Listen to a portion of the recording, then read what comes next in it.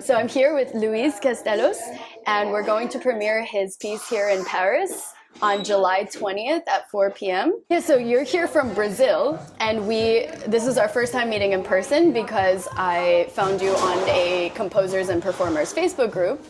I was looking for pieces to play with my duo, and then I got so many submissions, like an insane amount. Like people, I couldn't even reply to people at the end of it, but luckily you messaged me pretty early on, so I did hear your piece, and I really, really loved it. And thanks a lot. It's amazing how in our time people collaborate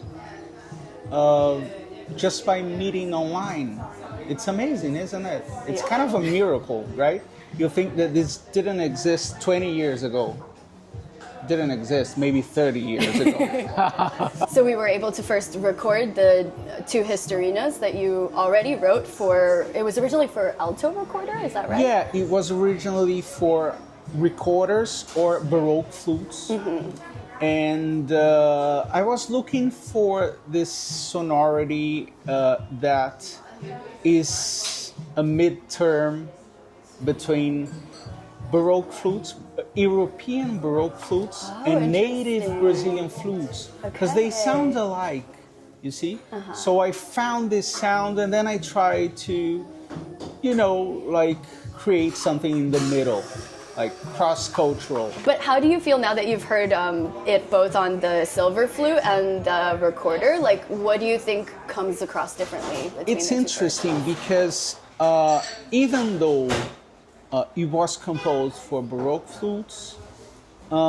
it did work with modern flutes. I really liked it on the modern flute. It was a sort of surprise. So with Baroque flutes, it sounds more rustic. Mm-hmm. Whereas with modern flutes, some of the extended techniques, there's not a lot of them there, but some of the extended techniques work better in the modern flute. For instance, the Flacterzung, the Frulato, it's kind of challenging in the Baroque flute. Oh yeah, I can imagine. And you saw that I just, spread them all around. Yes. And then with Baroque flutes, it's kind of difficult. Yeah. Whereas with modern flutes, it's just everyday life, right, going on and all that. Yeah, what I love about your music, and we'll talk about it in the new piece as well, is like it's very textural, so you use a lot of flutter tonguing, a lot of different articulations, and like there are a lot of moments where sometimes flutter tonguing can really stand out because it's like, but then when you blend it together like that, it's just more of an effect, and you don't really, you're not consciously thinking about the fact that the player is double or flutter tonguing. Exactly. With the second flute, with the second piece, Pan. Yes.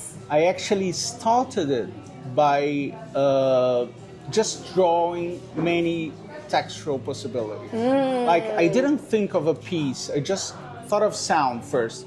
How many sounds can I extract from a flute tube and then a modern flute tube? Because I knew that I had more space, more flexibility with extended techniques and all that. And, I drew maybe 20 different textures. I haven't used all of them, but they were there. And then I thought, okay, what am I going to do with that? I thought of one chord, just one chord. And then I wrote maybe 10 different versions of that chord. And you're going to remember that the beginning is the same chord, but played with different textures. So there's this sort of repetition, sort of, emphasis on that sound. And then it explodes. Basically, after I had already played and recorded the first piece, the two Historinas, then you were like, oh, let me write a piece for duo for you. Exactly, because usually what happens is that, you can compose for an instrument, but I prefer to compose for a person. Ah, okay. You see? So, of course, when someone plays a previous piece, I don't have the opportunity to do that. So after you play that piece, then I got to know you. That's the point.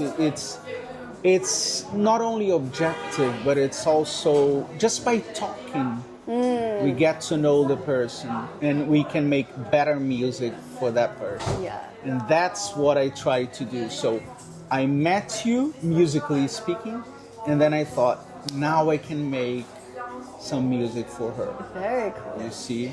And the second music is more challenging, Yes. I would say. It's quite tricky to play. It's tricky. I mean, it's like, and I'm always open for what the performer brings. The score, of course, we imagine those sounds, but the score is like a project, right? Yes. It's like a dream. It's ideal. Yeah. And then you throw this sort of baby, sort of bolt, or whatever you want, into the world, and then the performer brings what he or she interprets from that project, right? So I like to think of going beyond what us human beings can do. So I'm always ready that we don't get there, you see, but just trying, like a challenge. Yeah. Because I like that as a composer too. I mean, I have my original culture where I come from, and Brazilian culture, Brazilian music, and it has a lot of musical genres, of course, musical rhythms, dances, and types of songs and all that. But then when I compose, I try to absorb that, accept that, but at the same time go beyond that. Not better or worse, but just beyond it. It has autonomy, right? Like what I noticed about working with you when I send recordings back and forth, you don't get very controlling about like everything needs to be exactly one way or another. It's very like, oh, I'm surprised and I like what you did there, and you just give kind of vague pointers about like, okay, it could go in this direction or that, so that we have this freedom to also be creative with what Exactly, you made. it's a dialogue, Yeah. right? So there's this project, and then we talk about it, because the performers, they make it become concrete, right? So it's concrete.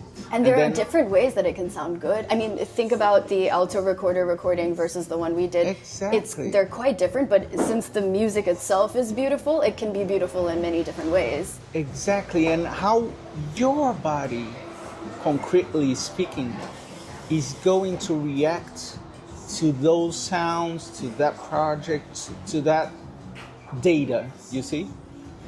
And it's rewarding, isn't it? To see a living being, a concrete person recreating that, right? So it's more like talking about aesthetics, right? Right. But your body is doing it concretely. What I just imagined in a very ideal way, right? Like a ghost. Yeah. Imaginary birds and imaginary dances. But then on stage, it's gonna be Serena and Martina concretely playing it for real with actual sounds. Yeah. Yeah. Well, but what I really appreciate just working together is like how active and like willing you are to make things tangible. Like just the fact that we were talking about your first piece and then you were like, let me write you another one. Then I was like, oh, we have this opportunity to perform, and you were like, we're coming to France. Absolutely, because then we started online, and then, it gets serious, right? We have to go into the flesh and body world, right? Flesh and bones. We are going to play at Église Sainte-Marie on July 20th at 4 p.m. And we're premiering 2 of Luiz's wonderful pieces, and he's going to be there too, which will be, I think, a really, really amazing vibe. And it's going to be alongside a lot of different music, old and new. So we've kind of curated this program. The first half is more about focus, thinking inwards. The second half is more explosive and extroverted and fun, and you kind of let go. So, yeah.